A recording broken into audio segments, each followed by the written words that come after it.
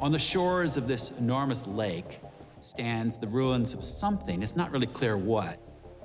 It looks forgotten, and in places it's badly damaged, yet it clearly bears the hallmarks of a luxury resort. Many people who come and visit this mansion feel all sorts of strange things. A collection of buildings in various states of disrepair sprawl across 20 acres of this dramatic peninsula. Throughout the entire complex, there's a funny combination of things. Towers that look like they might be guard towers, or maybe it's an ornamental feature. It looks a little bit like a cross between a Playboy mansion and some kind of military fort. Vegetation consumes much of the structure now, growing through the roof and the crumbling facade.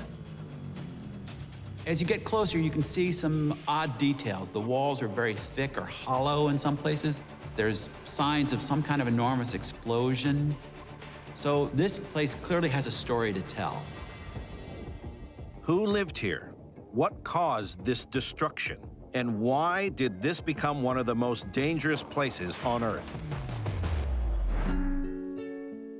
In 1983, hundreds of laborers, each with a specific job, got to work on this idyllic complex. No expense was spared. It had a swimming pool, tennis courts, a football pitch, none of which sound out of the ordinary. But that football pitch doubled up as a helipad, and it also had its own private seaplane dock. This place was anything but ordinary. William Jimenez is a local resident and was employed here as a security guard. It took almost 7 years to build the structures that you can see here today. Through these long years of construction, the surrounding area went through a period of extraordinary transformation, and not for the better. Just 25 miles away is the town of Medellin. By the mid-1980s, it was referred to as the murder capital of the world. It was home to the infamous Medellin cartel, which at its height was amassing up to $60 million a day in drug profits. And its founding father was Pablo Escobar. When you're Pablo Escobar, you can never really relax. He was always surrounded by security. He had armed guards, he had walls that were built like the walls of a fortress. Escobar wanted to be ready for anything. Needing a safe retreat for his family, Escobar built this, Hacienda La Manuela. Named after his own daughter, it was his family who would primarily enjoy this complex. His family used to stay here occasionally. His mother, his wife, and his children. It was an ordinary thing. It was not a hiding place. This was one of a string of palatial properties enjoyed by Escobar's family. One nearby included a bullfighting arena and a zoo.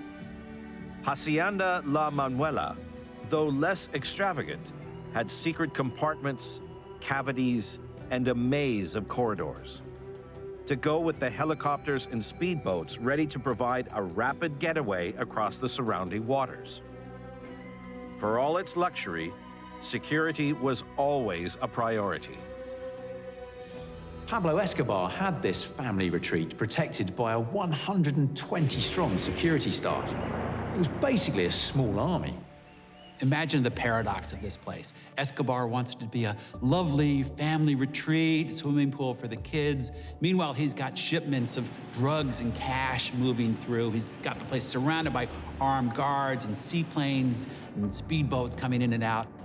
It can't have been the most relaxing spot in the world. Pablo himself was only seen here in short flashes. Pablo was here 2 or 3 times maximum, but he used to spend only a few hours here and leave. He wouldn't even stay overnight. When you're the 7th richest man in the world, you gotta watch your back at all times. By the early 1990s, Escobar was embroiled in an all-out war with the Colombian government. And after a stint in a luxury jail of his own design, he found himself on the run again. With at least 80% of the U.S. cocaine market supplied by his Medellin cartel, he was now a target not just for Colombian authorities and the U.S. government, but also rival cartels.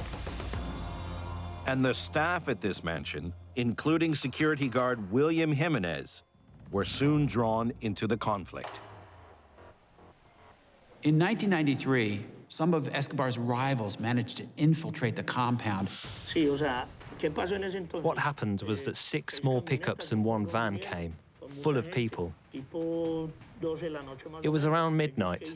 They placed 2 bombs, one on that side and one on this side.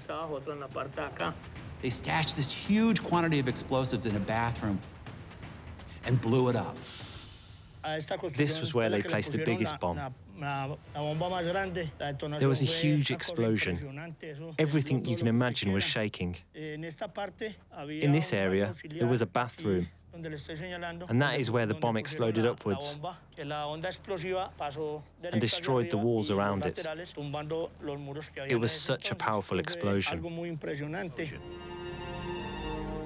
The organization thought to be responsible was Los Pepes. Short for Persecuted by Pablo Escobar, this was a vigilante group formed by victims of Escobar's drug war.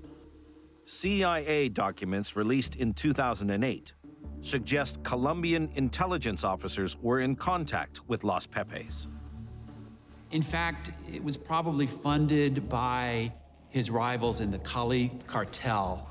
We'll never really know for sure, but this bombing was kind of the beginning of the end for Escobar.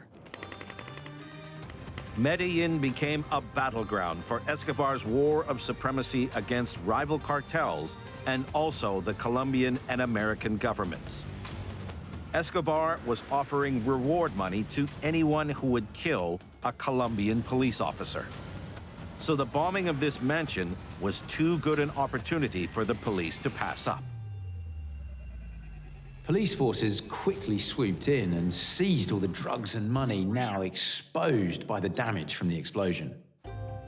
Though no one had been killed, for William and many others who worked here at Escobar's mansion, the impact was still devastating. After the attack, things were really hard, not because of the mansion itself, but because a lot of people, I'm talking 200, 300 people from this area, lost their jobs. That was the hardest part to me. Meanwhile, the net was closing in around the so-called king of cocaine. He corrupted the Colombian government and law enforcement to a large degree. Nonetheless, they still came after him, and the end wasn't too far away for him. Leading the manhunt was Colonel Hugo Martinez of Colombia's National Police. Tracking Escobar for years, he had turned down various bribes, his life under constant threat. Martinez eventually managed to pinpoint Escobar's location using radio triangulation technology. A firefight ensued. Escobar and his bodyguard were shot down as they fled across the rooftops. He died, one of the greatest outlaws in history. The collateral damage there for all to see. As it happens, in most wars, many innocent people die. People who have nothing to do with it. And this has happened in Medellin, in Bogota, and in many other places in Colombia.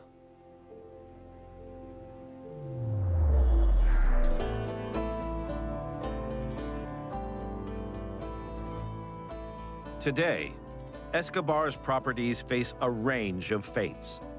Some have been demolished, others turned into theme parks. But this ruined mansion remains trapped in a strange form of limbo. At the moment, I'm in a legal dispute with the government to have ownership of this mansion. I have been looking after it. I have maintained and ensured that no one else would invade it. Deciding on the proper use for a drug-funded property and the profits from its sale is a touchy and legally complicated subject. To this day, Pablo Escobar remains a hugely divisive figure in Colombia. There are those who still revere him as this national hero, but for others caught in the crossfire and the violence, he represents everything wrong with the country.